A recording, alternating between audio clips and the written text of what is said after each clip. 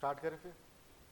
चलिए, हाय, I am Yashovardhan और current affairs की आज की क्लास 1 अप्रैल 2025 को आज हम देख रहे हैं। एक इकोनॉमिक टाइम्स में एक खबर आई है कुछ दिन पहले और खबर कुछ ऐसी है कि इंटरनेशनल एटॉमिक एनर्जी जो है एजेंसी जो है उसके चीफ ने कहा है कि एनर्जी में भारत को मेंबरशिप मिलनी चाहिए।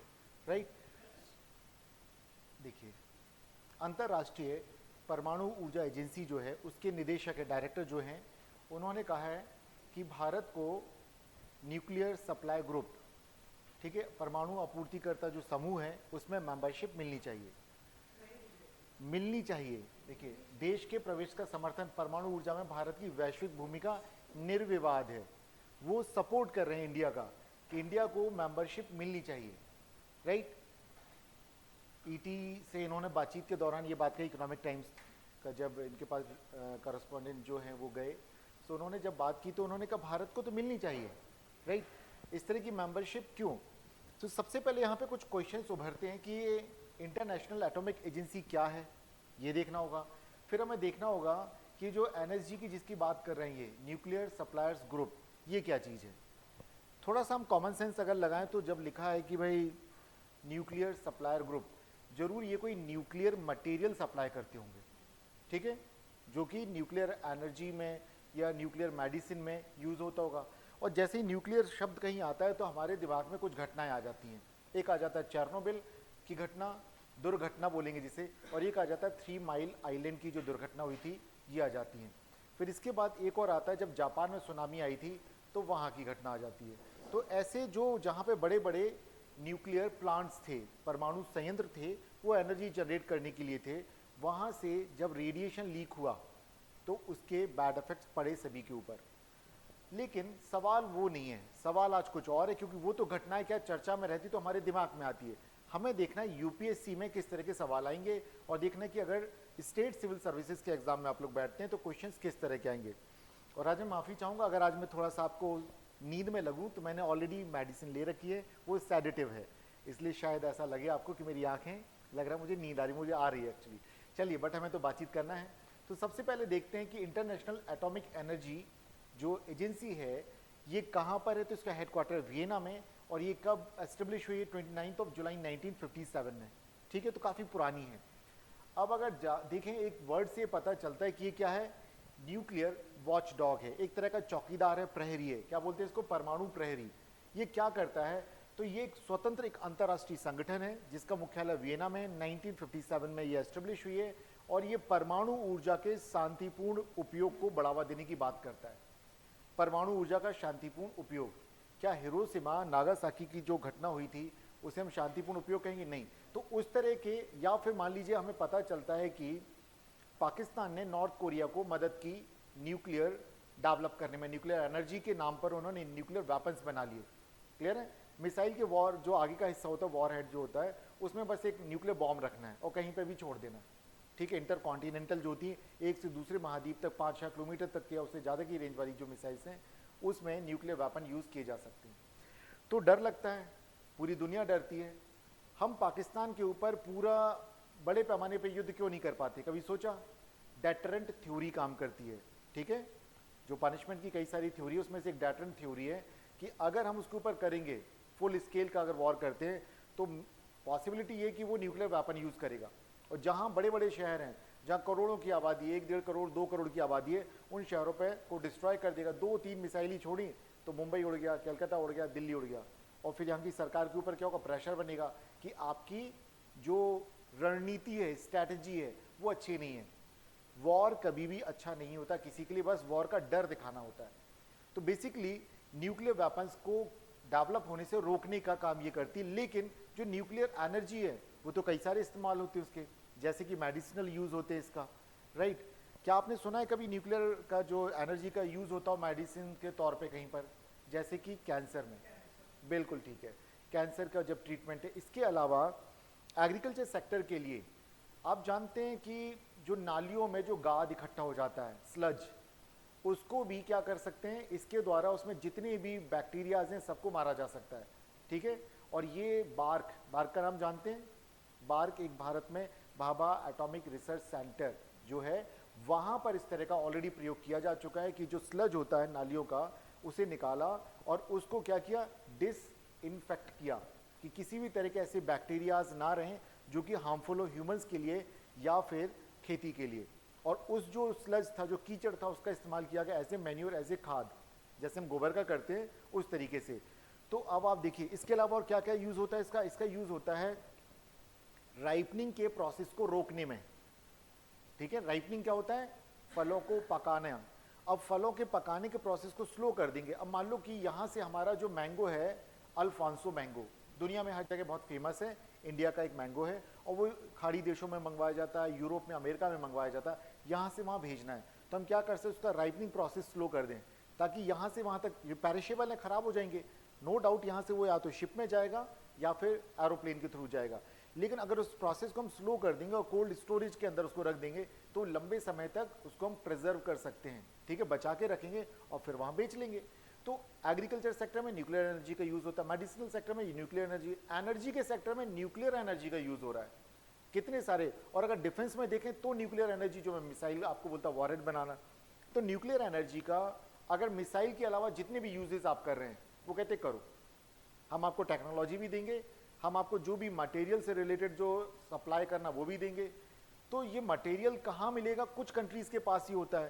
ये जो न्यूक्लियर मटेरियल है ये किस तरह का, रेयर अर्थ मटेरियल्स हैं ये।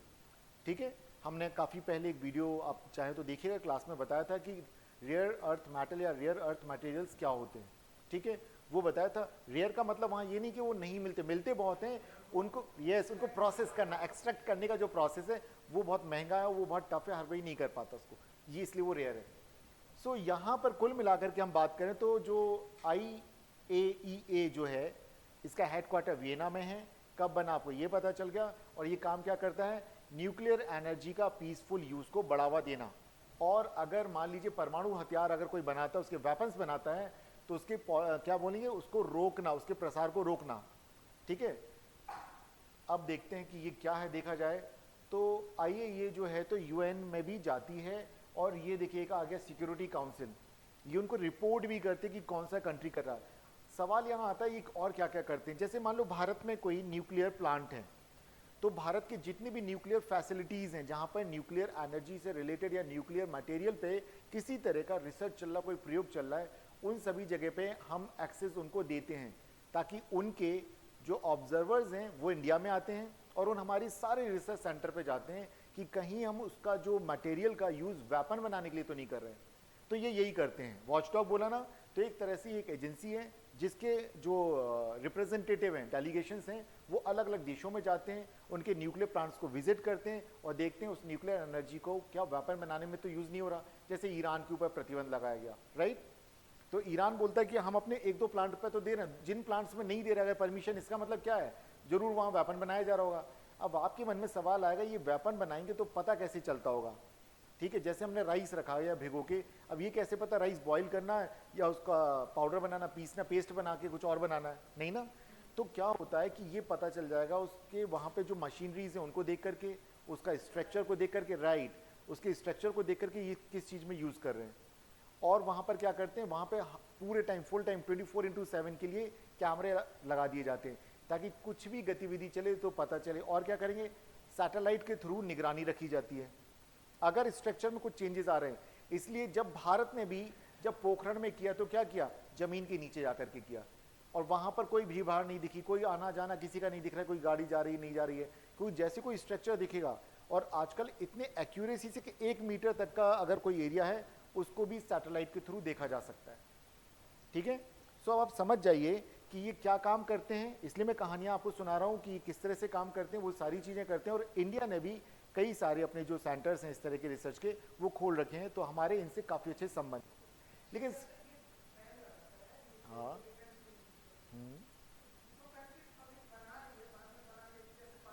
मेंबर नहीं बनेगा, वो छोड़ देगा, मेंबर नहीं लेगा, मतलब वो कहेगा मेरे को मेंबरशिप ही नहीं चाहिए, छोड़ के, अगर है तो छोड़ के चला जाएगा। या वो क्या कहेगा, हमारे को, जैसे ईरान है, ईरान इसका मेंबर है, लेकिन ईरान ने कहा हम अपने ये प्लान्स दिखाएंगे नहीं आपको, तभी तो बातचीत होती है। और क्या होता है देखो, इससे क्या होता है कि US भी है, अब ये चीजें इतना डर क्यों पूरी दुनिया में? इसलिए डर है क्योंकि दुनिया में एक और चीज चलती रहती है पैरेलली, जिसे हम बोलते हैं टेररिज्म। टेररिज्म जो है वो ऐसा नहीं कि कोई एक मुखौटा हो, कोई भी उसको पहन सकता है। टेररिज्म का मतलब सिंपल सा है, डर दिखा करके अपनी बातें मनवाना, सीधी सी थ्योरी है। अब इससे बड़ा डर क्या होगा? सॉरी, यस, इसलिए तो एनएसजी है। जब भारत में बुद्ध मुस्काए, बुद्ध पूर्णिमा आने वाली है ना शायद, कि निकल गई है? निकल चुकी है, शरद पूर्णिमा बुद्ध पूर्णिमा, राइट? सो निकल चुकी है ना, अब तो महावीर जयंती आएगी, ऐसी कुछ है ना, बुद्ध पूर्णिमा, ओके। चलिए, तो बुद्ध मुस्काए, और फिर भारत में 2 बार बुद्ध मुस्का चुके हैं, बुद्ध पुनः मुस्काए। अब मैं ये बात कह रहा हूँ, कोई जानता है बुद्ध मुस्काने का मतलब क्या है यहाँ पर? यस, बिल्कुल ठीक है। हमने जब पोखरण में पहला एक्सपेरिमेंट किया, न्यूक्लियर वेपन बनाया और उसको वहां पे क्या एक्सप्लोड, मतलब उसको विस्फोट किया, तब हमें पता चला कि कितना इसके अंदर इंटेंसिटी की एनर्जी कितनी है। तो अगर हम उसको और ज़्यादा मटेरियल उसमें यूज़ करेंगे तो और ज़्यादा खतरनाक बनेगा। तो उसे बोला गया कि बुद्ध मुस्काए। जब वो हुआ तो पूरी दुनिया चौंक गई और एक नया ग्रुप बना दिया, बोला न्यूक्लियर सप्लायर ग्रुप बना। वो इंडिया के कारण बना कि कोई भी कंट्री इंडिया को न्यूक्लियर मटेरियल दे ही ना। अभी हम उसी कहानी पे पहुंचे हैं, तभी तो कह रहे हैं कि एनएसजी का मेंबर बनाओ। क्योंकि अगर हम यहाँ पे देखेंगे तो इस तरह के 4 ग्रुप्स हैं, उन 4 में से 3 की मेंबरशिप इंडिया के पास ऑलरेडी है, सिर्फ एनएसजी की नहीं है, ठीक है? तो हम वो देखेंगे कि क्या किस तरह से कंट्रोल करने के लिए रिजीम बनाई गई है। सो अगर हम यहाँ देखें तो यही मेन बात है इसमें, और भारत के साथ इनके बड़े अच्छे संबंध है। देखिए हमने यहाँ पे देखा क्या क्या चीज़ों में यूज़ होता है, ठीक है? क्लीन एंड सस्टेनेबल एनर्जी के तौर पे है ये, क्योंकि इससे क्या CO2 का एमिशन नहीं होगा, तो क्लीन हो गई है। सस्टेनेबल इसलिए कि थोड़े से मटेरियल में ज़्यादा एनर्जी बनती है, तो काफ़ी सारे अवेलेबल है। देन इसके अलावा देखिए क्या करते हैं, परमाणु संयंत्रों की सुरक्षा, कि भाई किसी भी तरह से रेडिएशन लीक ना हो, तो जो भी नई टेक्नोलॉजी होती है अपने मेंबर कंट्रीज़ को ये प्रोवाइड करते हैं। और क्या देखें हम, अगर हम देखें तो न्यूक्लियर टेक्नोलॉजी का use health and agriculture sector, जो मैंने अभी आपको बताया एग्जाम्पल के द्वारा, कैंसर के उपचार में होता है, राइट, रेडियोथेरेपी। इसके अलावा एग्रीकल्चर सेक्टर में, ठीक है, वहाँ पर भी अगर हम ये देखें। और क्या होता है, एनवायरमेंटल मॉनिटरिंग, कि कहीं पर किसी भी तरह के न्यूक्लियर, अगर मान लीजिए कोई वेस्ट निकले, उसको कहीं फेंक दिया, डंप कर दिया, तो वहाँ से रेडिएशन निकलेगा। अगर वो रेडिएशन जो है, विकिरण जो है, लीकेज, वो मटेरियल पानी में चला गया, या जो नीचे जो हमारा भूमिगत जल है, ठीक है, वहाँ चला जाता अंडरग्राउंड वाटर को, तो क्या होगा, उसको संक्रमित कर देंगे। इससे क्या होगा, जो भी उसे पिएगा तो उसके अंदर क्या होगा, म्यूटेशन होने शुरू हो जाएंगे। तो अच्छे भी हो सकते हैं, बुरे भी हो सकते हैं, विकृत लोग पैदा हो सकते हैं, ठीक है? जैसे यहाँ पे जब कब की घटना, ये 3 दिसंबर 83-84 MIC जब लीक हुई, मिसाइल, क्या नाम उसका, methyl isocyanate, methyl isocyanate MIC, जब वो लीक हुई तो कुछ लोग मारे गए, मतलब 1000 लोग मारे गए, 2000, कितने हजार बोलते हैं यहाँ पे, 3000 से 4000 के बीच में बोला जाता, 13000 से 1 लाख के बीच में लोग आज भी उसके बैड इफेक्ट से गुजर रहे हैं। किसी को दिखाई देना बंद हो गया, सुनना बंद हो गया, और उस समय जो बच्चे माँ के वोम में थे, गर्भ में थे, उनमें भी कुछ ना कुछ डिसेबिलिटीज आई हैं। इसलिए तो देखिए आप अलग से डिपार्टमेंट बनाना पड़ा। तो वो जब इस तरह के केमिकल्स, तो ये तो रेडिएशन, इससे भी ऐसे ही असर होते हैं, बाल झड़ जाएंगे, ठीक है, अलग कई तरह के कैंसर, स्किन कैंसर हो जाता है। तो उन सबको, तो ये क्या करते हैं, ध्यान रखते हैं कि उसको किस तरह से वेस्ट को मैनेज किया जा रहा है, उसके लिए टेक्नोलॉजी। देन अब ये क्या, जलवायु परिवर्तन, क्लाइमेट चेंज के प्रभाव को कम करने में मदद करेगा बोलते हैं। कैसे, अगर मान लीजिए क्लीन एनर्जी को, बिल्कुल बिल्कुल बिल्कुल वही है।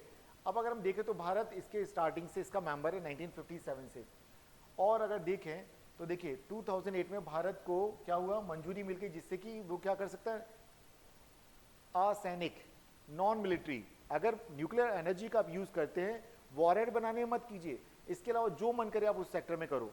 कहता है बस इसका असैनिक, सिविल यूज करो। क्या करना है, सिविल। तो कुछ ऐसा हुआ था अमेरिका और इंडिया के बीच में, सिविल न्यूक्लियर डील हुई थी, जानते हैं, डॉक्टर मनमोहन सिंह के टाइम पे एक डील हुई थी, ठीक है, ये उसी वक्त की बातें हैं, सब आगे मिलेगा अभी। 2008, ठीक है, सिविल डील हुई थी कि न्यूक्लियर जो भी है उसका हम सिविल सेक्टर में यूज करेंगे, डिफेंस में नहीं करेंगे। सिविल मतलब असैनिक, नागरिकों के भले के लिए यूज करेंगे। तो ये देखिए, ये भी हो चुका। अब यहाँ एक और आपको वर्ड दिख रहा होगा, जैसे ये तो दिख रहा है कि हमने कई सारे हमारे जो न्यूक्लियर जो फैसिलिटीज हैं वो उनके निगरानी में हैं। फिर यहाँ दिख रहा है कि क्या है, न्यूक्लियर, बिल्कुल, ये क्या है, कि किसी भी तरह से न्यूक्लियर वेपन्स वगैरह बनाने से रोकना, कि वो मटेरियल तक हम लोगों को जब अवेलेबल ही नहीं होगा तो कैसे बनाएंगे, ना रहेगा बांस ना बजेगी बांसुरी, उस पर चल रहे हैं। सो यहाँ अगर देखें तो भारत में और क्या क्या चीज़ें हैं, अगर आप ये देखें तो ये हो गया। देन एक और आप देखें कि कडप्पा कहाँ पे, आंध्र प्रदेश, वहाँ पे यूरेनियम बैंक है, कि यूरेनियम जो भी हम कहीं से भी निकालते हैं, मिट्टी से निकाला हमने, उसको क्या करेंगे, उसको प्रोसेस करेंगे और फिर उसके येलो केक टाइप्स के केक्स बनाए जाएंगे, ताकि जब भी कहीं भी न्यूक्लियर प्लांट्स में जरूरत होगी वहाँ पे भेज दी जाएंगे निगरानी के साथ। तो ये इनकी निगरानी में ये सारी चीज़ें। तो देखिए ये इनके जो भी नॉर्म्स है, मानक नॉर्म्स, ठीक है, उन सबको पूरी तरह से पालन किया जाता है। सुरक्षा के लिए मानक बोलते हैं ना, जैसे आप किसी बिल्डिंग में आते हैं तो क्या बोलेंगे, क्या सेफ्टी नॉर्म्स का फॉलो किया जा रहा है कि नहीं किया जा रहा है, कि निकलने के लिए 2 एग्जिट हैं कि नहीं, खुले एग्जिट हैं कि नहीं, ठीक है। तो ये सारी चीज़ें आप देखेंगे कि पाइप्स बिछे होंगे पूरे में, ठीक है। तो वो क्या है, नॉर्म्स हैं। तो उसी तरह से आइए ये जो अपना नॉर्म्स बनाती है उनको फॉलो करते हुए, तो एक और आपको मिलता है कि कडप्पा में क्या है, इंडिया का न्यूक्लियर बैंक है। चलिए अब यहाँ पर कई सारी चीज़ें आएंगी कि कई जगह पे हम देखते हैं कि ईरान हुआ या नॉर्थ कोरिया हुआ, इनको नहीं रोक पाए। और इन कंट्रीज़ को मदद करने वाला कौन है, ईरान को रशिया है और नॉर्थ कोरिया को पाकिस्तान, ठीक है। पाकिस्तान के जो कहा जाए, जैसे हमारे डॉक्टर कलाम मिसाइल मैन थे, उनके जो न्यूक्लियर साइंटिस्ट थे, उन्होंने सारी इंफॉर्मेशन लिखी थी बदले में पैसे, और उनको सजा भी हुई इस बात के लिए। अब देखें हम तो यहाँ पे मल्टीलैटरल एक्सपोर्ट कंट्रोल रिजीम, किस तरह के मटेरियल, अब ये देखते हैं। ऐसे मटेरियल या ऐसी टेक्नोलॉजी जिसका कि डुअल यूज हो सकता है, कि आप सिविल के नाम पर तो ले लेंगे लेकिन हो सकता है मिलिट्री यूज करें। तो ऐसी कोई भी तकनीक या कोई भी ऐसा मटेरियल जो कि डुअल यूज का हो, जिसमें कि सिविल और मिलिट्री दोनों ही तरह से यूज किया जा सके, उसको क्या करना, अनकंट्रोल पॉलिफरेशन को रोकना, ठीक है। पूरा ये नहीं कि चाहे जहां चला जा रहा है किसी के पास भी। अब एक छोटे से एग्जांपल से समझाता हूं। आप लोग जानते हैं एसिड अटैक, एसिड का यूज साफ सफाई के लिए होता है और कई सारी चीजों के लिए होता है, लेकिन एसिड का मिसयूज हो गया तो डुअल टेक्नोलॉजी, आप समझ गए कि दोहरा उपयोग हो रहा है। जैसे मान लो फॉर एग्जांपल एक कई बार आप घटनाएं सुनते कि जेल में किसी ने किसी को मार दिया, अब वहाँ ऐसा तो नहीं वेपन, सर्जरी वाला नाइफ है, छोटा ब्लेड है कोई भी, अब उसको हो सकता है डॉक्टर सर्जरी के लिए यूज करता है, कोई क्रिमिनल क्या करेगा, किसी का मर्डर करने के लिए यूज। तो ऐसे में देखना पड़ता है कि उसका किस तरह से यूज करे। तो ये जो एजेंसीज हैं यही काम करती है। ऐसे 4 ग्रुप बने हुए टोटल, अगर हम देखें इसके अंतर्गत जो बहुपक्षीय निर्यात नियंत्रण व्यवस्था है, इसके अंतर्गत हम देखें तो 4 हैं। सबसे पहले अगर हम देखें सो चलेंगे हम 87, 96, यहाँ से शुरू करें 74, ठीक है। तो ये कब बनाया, ये तब बनाते हैं जब भारत ने अपना पहला परमाणु क्या किया, परीक्षण किया। इंदिरा गांधी के टाइम की बात है, कब की बात है, 1972, तब की बात है, ध्यान रखिएगा। और उस वक्त किया जाता है जब भारत ने ये किया, और उसके बाद देखें अगर तो चाइना ने बहुत ज़्यादा विरोध किया, और चाइना आज भी कहता है कि अगर आप इन्हें मेंबर बनाएंगे तो पाकिस्तान को भी मेंबर बनाओ, इसलिए अब तक इंडिया मेंबर नहीं बन पा रहा है इसका। क्लियर है।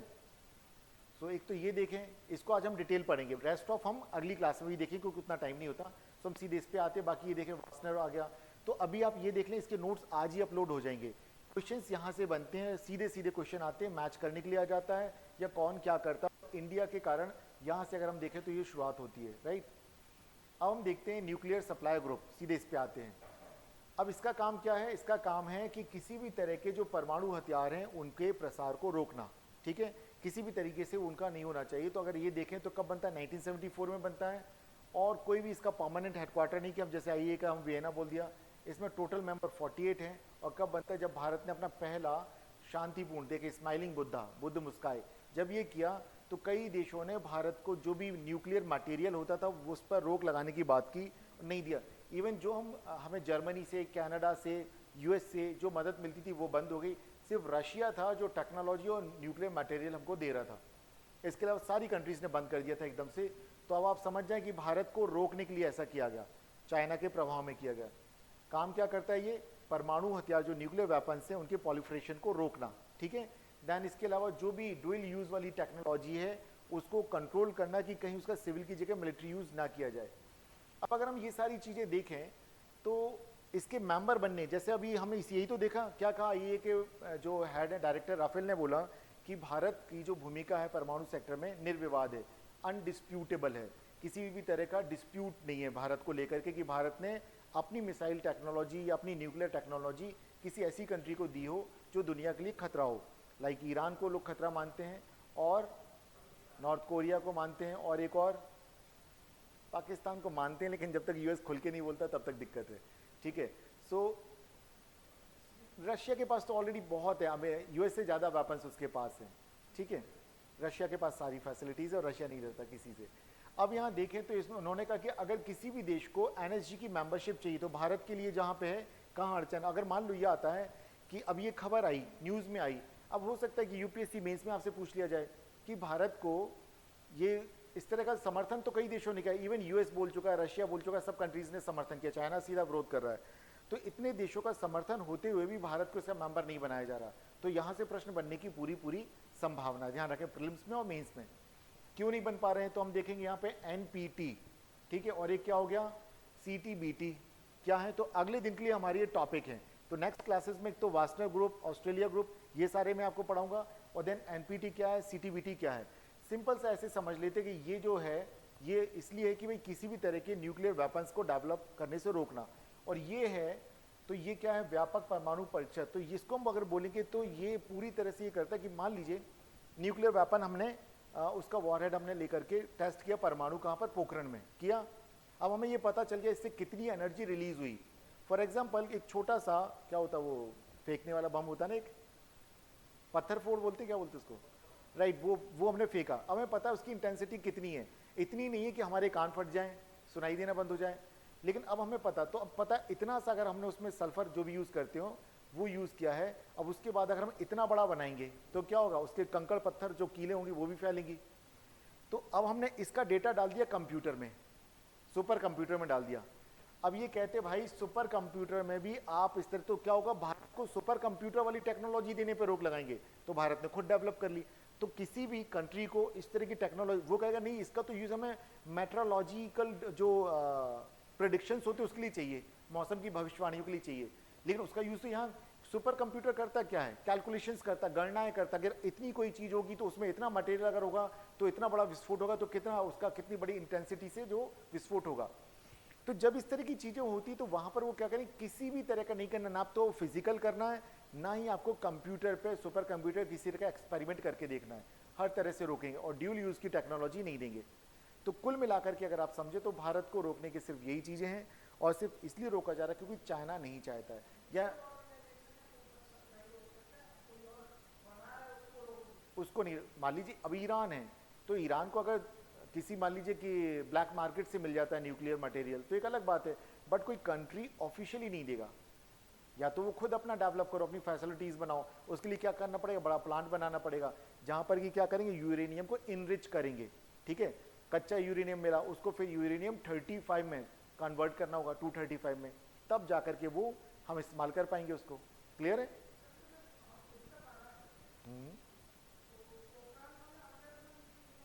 अब मैं बताता हूँ, देखो हम अंडरग्राउंड इसलिए किया था क्योंकि भारत के ऊपर कहीं ना कहीं दबाव था कि हम अगर करेंगे तो जो विकसित देश है जो ऑलरेडी इस टेक्नोलॉजी को डेवलप कर चुके वो रोक लगाएंगे, तो इसलिए हमें छुप के करना पड़ता है काम।